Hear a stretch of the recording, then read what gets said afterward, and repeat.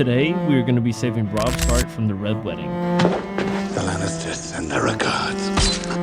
The Red Wedding will be taking place on day 220 during your playthrough, and will be held at the Twins, of course.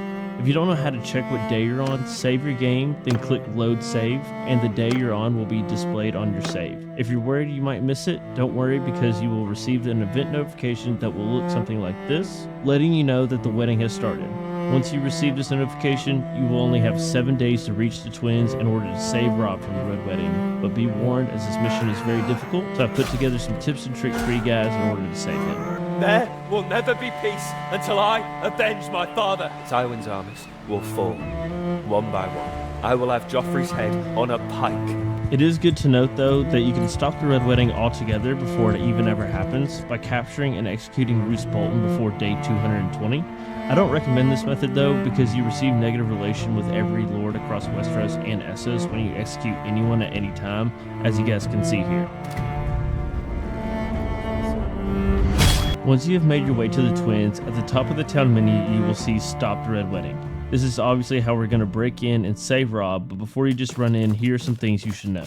First off, you're going to want a decent bow. This is because Rob is in a civilian loadout, which makes him very weak, and the enemies will hardly ever target you and will target Rob instead once you have been discovered. This will allow you to take them out at a distance rather than fighting them with the sword all at the same time, and also reduce the risk of Rob being killed.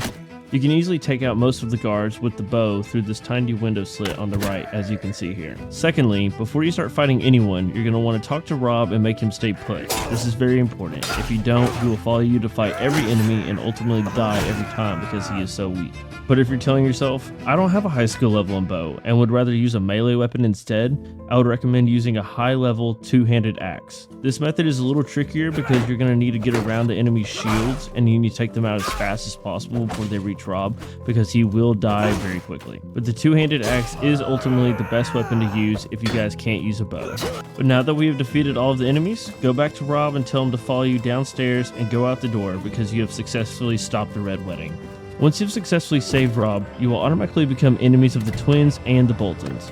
Your relation with Roose Bolton and Walder Frey will become -100, and your relation with Rob and the North increasing to +100.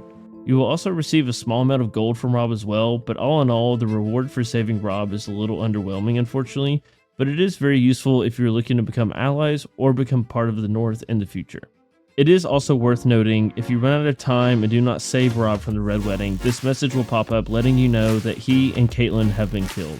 Now that you have successfully saved Rob, and you have the North as one of your most powerful allies, why don't you check out this video so you can get your very own dragon, so you can help Rob finally defeat the Lannisters and become the true king of the North. If you guys enjoyed this video, make sure to hit that like and subscribe button, and we will see you in the next one.